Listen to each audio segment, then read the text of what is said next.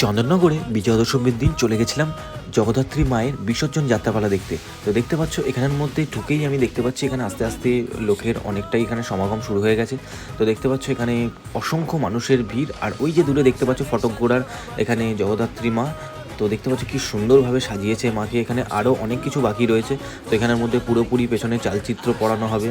তারপর দেখতে পাচ্ছ ওদিকে সবাই ওখানে দেখতে পাচ্ছ বাদাবাদির কাজে ব্যস্ত। এখানে ওপরে অলরেডি গাড়িতে তুলে দিয়েছে, দেখতেই পাচ্ছ এখানের মধ্যে।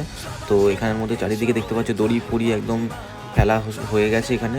আর একটু পরেই এখানের মধ্যে সন্ধেবেলা করে প্রসেশন বেরোবে। তো বন্ধুরা দেখতে পাচ্ছ এখানের মধ্যে মায়ের মুখটা অসাধারণ লাগছে। একদম তোমাদের ফ্রন্ট থেকে আমি দেখাচ্ছি, দেখতে পাচ্ছ এখানে খুব সুন্দর মিষ্টি মায়ের মুখটা লাগছে। তো এইটুকুনি ছিল বন্ধুরা আমার একটা শর্টস ভিডিও। তো ভালো লাগলে বন্ধুরা like comment share and subscribe করে দিও, আর পাশে থাকা বেল আইকনটাকে অল করে দিও যাতে প্রত্যেকটা ভিডিও নোটিফিকেশন তোমাদের কাছে চলে যায়।